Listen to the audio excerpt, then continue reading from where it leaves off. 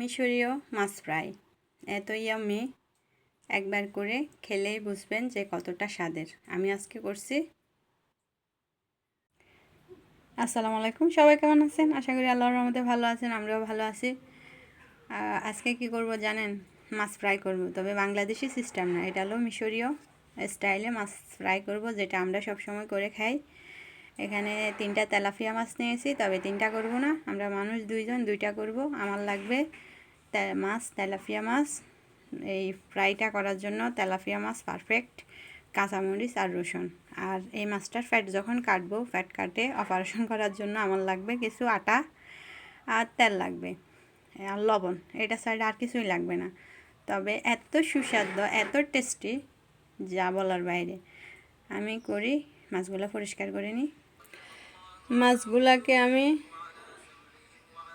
করে নিয়েছি, কুটে ধুয়ে নিয়েছি। আর মাছগুলাকে এই কাঁচাগুলা কেন ফালাই না জানেন? কারণ আমি এটার ভিতরে যখন মশলা দিব, এই জায়গায় দেখেন এভাবে কেটে নিয়েছি, তখন এগুলা এখান দিয়ে এটা ছুটাইলে মশলাগুলা বের হয়ে যাবে। এটা যেহেতু আমি খাবো না, থাকক, সমস্যা নেই। তো এই মাছটা করার জন্য এভাবে কাটতে হবে। এখন এটার ভিতরে দেওয়ার জন্য রসুন আর মরিচকে আমি ছেঁচে নিয়েছি। আর অপারেশন করার জন্য আটা নিয়েছি, আটার ভিতরে একটু লবণ আর একটু দিয়ে দিয়েছি মরিচ, এগুলাই। আর এখন আগে আমি আলু ফ্রাই করে নিব। চুলা অলরেডি তেল বসিয়ে দিয়েছি, আলুগুলো দিয়ে দিব। আলু ভাজি করার জন্য আলুগুলো তেলে দিয়ে দিছি।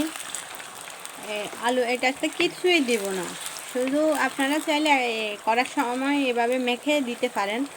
আমি এগুলা হয়ে গেলে তারপর উপরে আলু লবণ ছেড়ে দিব, আর কিছুই দেওয়া হবে না। আর আলুটা এত সুস্বাদু হয় যা বলার বাইরে। তাহলে হয়ে যাক, আমি অপেক্ষা করি।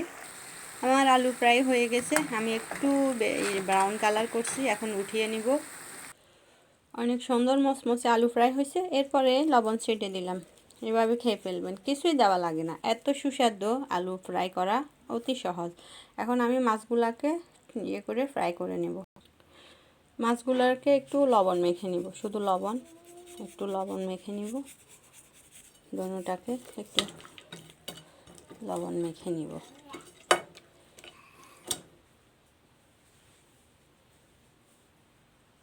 এই যে দেখেন মাছগুলোকে লবণ মেখে নিছি। মাছগুলো যদি বেশি পানি থাকে, টিস্যু পেপার দিয়ে মুছে নিলে তাহলে আর কোনো পানি থাকে না।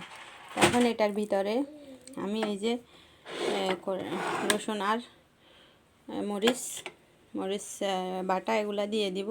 এটার সাথে আমি লবণ দিয়েছি, তাহলে ভিতরে। আর মাছটাকে আপনারা কখনো কাটবেন না, মাছটা কাটলে ফেটে যেতে পারে। মাছ কাটার কোনো দরকার নাই, মশলাগুলা দিলে অটোমেটিক এগুলা যখন আমরা তুলে দিব অটোমেটিক ঢুকবে। এভাবে দিয়ে মাছটাকে ফ্রাইও করা যায়। কয়লা দিয়ে আমরা যেভাবে কাবাব তৈরি করি, মাছের শিক কাবাবও করা যায়, এই আর কি। এখন এটার ভিতরে, মাছের ভিতরে আমি মশলাগুলোকে ঢুকিয়ে দিব।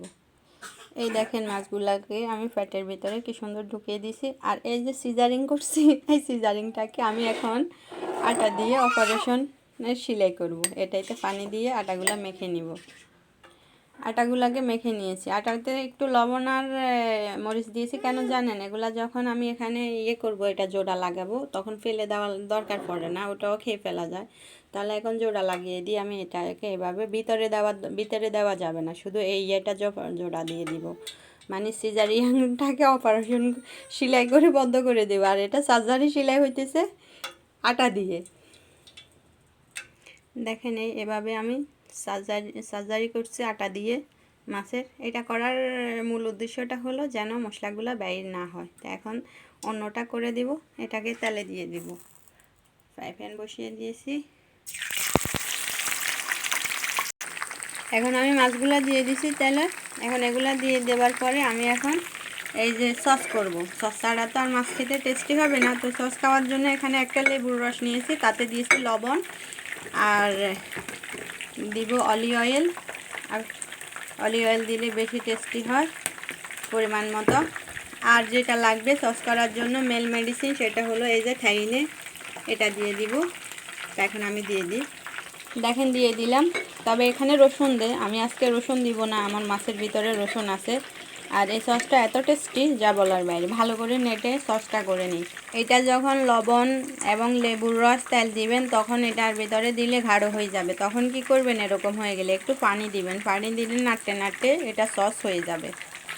দেখেন সসগুলো হয়ে গেছে, এত ইয়াম্মি হয়েছে যা বলার বাইরে। অপশনাল হিসেবে 2টা কালো জিরা দিয়ে দিব সৌন্দর্যের জন্য। হয়ে গেছে মাছের সস। এখন মাছগুলো হওয়া পর্যন্ত অপেক্ষা। দেখেন মাছগুলো কি সুন্দর হইতেছে। হলুদ না দিলেও কালার হয়ে যায়। দেখেন আমার মাছ ফ্রাইগুলো হয়ে গেছে, এখন উঠিয়ে নেব। হয়ে গেছে কি মাছ ফ্রাই, এত ইয়াম্মি যা বলার বাইরে। এখন একটু সাজুগুজু করে নেব, তারপর আপনাদেরকে দেখাবো। হয়ে গেছে আমার সবচেয়ে সুস্বাদু মিশরীয় মাছ ফ্রাই। আশা করি এভাবে আপনারাও করে খেতে পারেন, অনেক ইয়াম্মি। আর ভিতরে যে রসুন আর মরিচের মশলাগুলো দিছি ওগুলোও খেয়ে ফেলা যায়, কিছুই ফেলার নাই। এত টেস্টি হয়েছে, আপনারাও এভাবে করে খেতে পারেন অতি সহজে। কয়লা দিয়ে করতে অনেক ঝামেলা হয়। আর মাছগুলো আমি কাটি নাই দেখেন, তারপরেও মাছগুলো এত সুন্দর হয়েছে, মাছগুলোকে কেটে দেওয়া লাগে না। তো আশা করি করে খাবেন। আর আমারটা কেমন হয়েছে লাইক কমেন্ট করবেন। এত ইয়াম্মি, একবারই ট্রাই করে খেয়ে দেখবেন, তাহলে বলবেন যে সত্যিই ইয়াম্মি। যে আমার এটা খেয়েছে ওই বলছে ইয়াম্মি হয়েছে। তো আমরা তো প্রায় সময় করি, ভাবলাম আজকে একটু শেয়ার করি। তো এই মিশরীয় মাছ ফ্রাই খুবই মজার আর অতি সহজে করা যায় অল্প উপকরণ দিয়ে। তো আমার চ্যানেলটা সাবস্ক্রাইব করবেন, লাইক করবেন, কমেন্ট করবেন। আল্লাহ পাক আপনাদের সবাইকে যেন ভালো রাখে। আল্লাহ হাফেজ। আসসালামু আলাইকুম ওয়া রাহমাতুল্লাহি ওয়া বারাকাতুহু।